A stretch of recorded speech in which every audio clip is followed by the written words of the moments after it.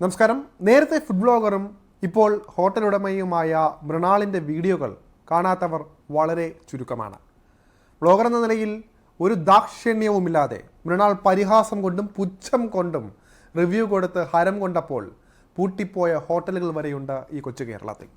Covid കാലത്തിന് ശേഷം അതിജീവനത്തിനായി എങ്ങനെയും പിടിച്ചു നിൽക്കാൻ പാടുപെട്ടവരെ വരെ ചെറിയ കാര്യങ്ങളിൽ പോലും മൃണാൾ തളർത്തി മുന്നോട്ട് പോയപ്പോൾ ഒരുപക്ഷെ അദ്ദേഹം ആലോചിച്ചു കാണില്ല, ഒരു നാൾ തനിക്കും ഈ ഒരു സാഹചര്യം നേരിടേണ്ടി വരും എന്ന്. വിലക്കൂടുതലിൻ്റെ പേരിൽ, രുചിയുടെ പോരായ്മയുടെ പേരിൽ, വൃത്തിയുടെ പേരിൽ എല്ലാം മൃണാൾ തുടങ്ങിയ ഹംഗ്രി മൃണാൾ ഇന്ന് എയറിലാണ്.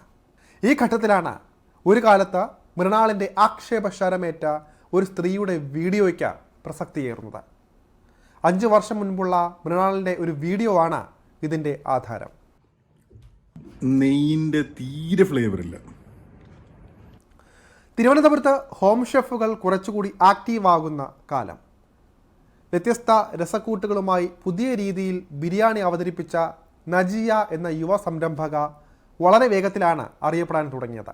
വ്യത്യസ്ത തരം ബിരിയാണികൾ, അതായത് ഹരിയാലി ബിരിയാണി, മഹാരാജ ബിരിയാണി എന്നീ ബിരിയാണികൾ ഇറക്കി തിരുവനന്തപുരത്തിൻ്റെ മനം കീഴടക്കിയവൾ. ഇത്തരത്തിൽ നജിയ അറിയപ്പെടാൻ തുടങ്ങിയതോടെ ഇതിൻ്റെ ഭാഗമായി മൃണാൾ ഒരു ബിരിയാണി കഴിക്കുകയും അദ്ദേഹം അതിന് മാർക്കിട്ടതുമാണ് നിങ്ങൾ തൊട്ടു മുൻപ് കേട്ടത്. വെറും 25 ബിരിയാണികൾക്ക് താഴെ കച്ചവടമായി തുടങ്ങിയ നജിയയ്ക്ക് പിന്നീട് എന്ത് സംഭവിച്ചു എന്നതാണ് കേൾക്കേണ്ടത്. നമസ്കാരം, ഞാൻ നജിയ. 5 വർഷം മുമ്പുണ്ടായ ഒരു കഥ ചൊല്ലട്ടുമാ. ഇപ്പം എയറിലായ ഒരു പ്രമുഖ വ്ളോഗറിന്റെ കഥയാണ് കേട്ടോ. അന്ന് വെറും 25 ബിരിയാണി മാത്രം വിറ്റുകൊണ്ടിരുന്ന ഒരു പാവം ഹോം ഷെഫായ ഞാൻ, പേര് നജിയയും അതുപോലെ തന്നെ ട്രിവാൻഡ്രത്തെ അന്നത്തെ ഒരു പ്രമുഖ ഹോട്ടൽ, ബിരിയാണി മാത്രം സെയിൽ ചെയ്യുന്ന, ദിവസം ഒരു 400-500 ബിരിയാണിയോളം സെയിൽ ചെയ്യുന്ന ഒരു പ്രമുഖ ബിരിയാണി റെസ്റ്റോറൻറ്റിനെയും ചേർത്തിട്ട് നമ്മുടെ മൃണാൾ ചേട്ടൻ ഒരു കമ്പാരിസൺ വീഡിയോ ചെയ്തിട്ടുണ്ടായിരുന്നു. സത്യം പറഞ്ഞു കഴിഞ്ഞാൽ അന്ന് എന്നെ തേച്ചൊട്ടിച്ച് പണ്ടാറടക്കി വിട്ടിട്ടുണ്ടായിരുന്നു കേട്ടോ. അന്നതിന് പ്രതികരിക്കാനൊന്നും പറ്റിയില്ല.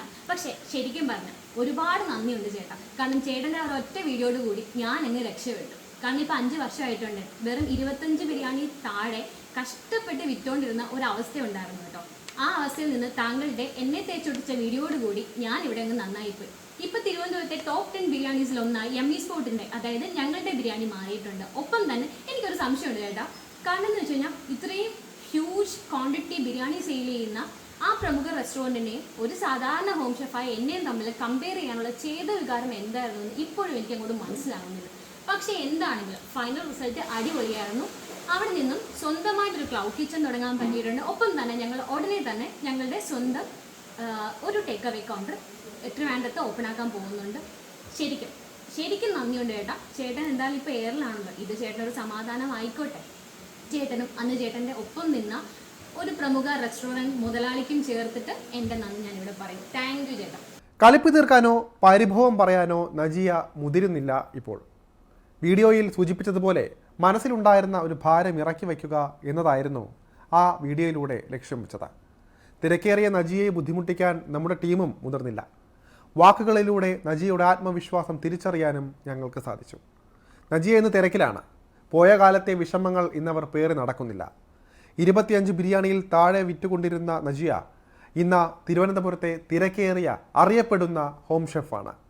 തൻ്റെ കഠിനാധ്വാനത്തിൻ്റെ ഫലമായി പുതിയ 2 ഔട്ട്ലെറ്റുകൾ തിരുവനന്തപുരത്ത് തന്നെ പ്രവർത്തനം ആരംഭിക്കാൻ സജ്ജമായിരിക്കുകയാണ്. 5 വർഷങ്ങൾക്കിപ്പുറം പ്രവർത്തി കൊണ്ട മൃണാളിൻ്റെ ആക്ഷേപങ്ങളെ എരിച്ചു കളഞ്ഞ നജിയയും അവരുടെ വാക്കുകളും ഒരുപാട് പേർക്ക് പ്രചോദനമാക്കട്ടെ.